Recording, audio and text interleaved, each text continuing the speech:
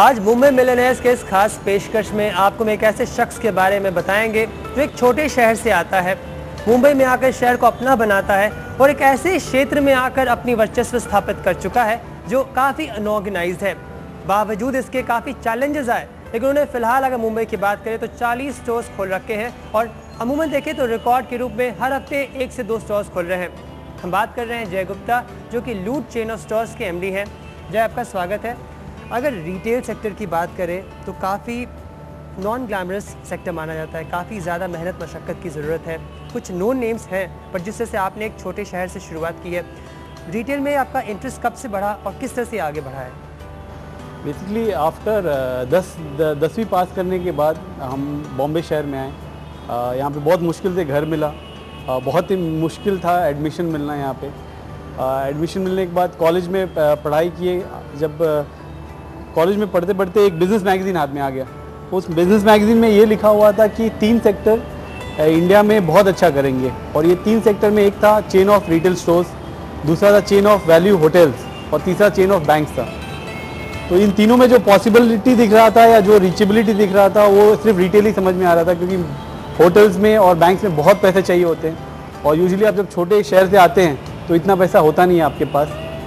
तो हमने सोचा दुकान की तरफ अपना इच्छा प्रगट वो किया। उसके बाद यहाँ के छोटे छोटे जगहों पे गया, कोलाबा स्ट्रीट पे गया, लिंकिंग रोड के स्ट्रीट पे जाके दुकानों को देखा, समझने की कोशिश किया, और कहीं ना कहीं मुझे ऐसा लगा कि मेरा कैरियर एक अपैरल शूज़ ट्रेड में चलेगा, रिटेल में हम लोग शायद मेहनत कर सकते हैं। और उसके बाद पहला दुकान हमने नवी मुंबई करके जो जगह था या वाशी न्यू बॉम्बे में, वहाँ पे एक मल्टी ब्रांड स्टोर हमने चालू किया।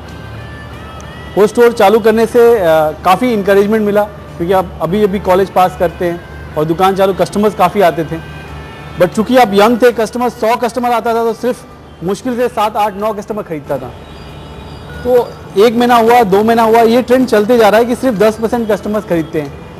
हमें समझ में नहीं आया कि क्यों इतने लोग आते हैं, सबको प्रोडक्ट अच्छा लगता है और ख़रीदते नहीं हैं।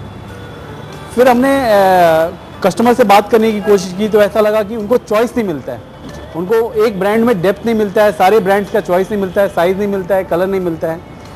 तो उनका जो डिमांड था कि एक्सक्लूसिव स्टोर में सब कुछ मिल जाता है।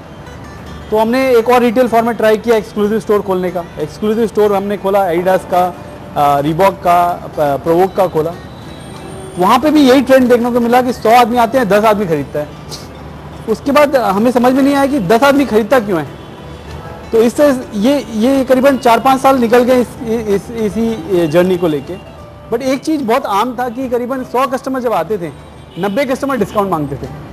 तो वो एक टर्निंग पॉइंट था शायद हमारे करियर में कि सब डिस्काउंट मांग रहे हैं, तो डिस्काउंट ही क्यों नहीं दिया जाए। और उसके बाद हम डिस्काउंट स्टोर की तरफ मूव किए, और द लूट एक पहला फॉर्मेट, मरीन लाइन्स जो बॉम्बे का हार्ट कहा जाता है, तो वहाँ पे पहला स्टोर हमने खोला द लूट का। और वहाँ पे कम से कम 25% डिस्काउंट, मैक्सिमम 60% डिस्काउंट, सारा गारंटी दिया, प्रोडक्ट का गारंटी, ब्रांड का गारंटी, सर्विस का गारंटी। और वो दुकान, पहली दुकान 2004 में हमने खोली मुंबई अपना मरीन लाइन्स में, और ये बहुत बड़ा हिट था।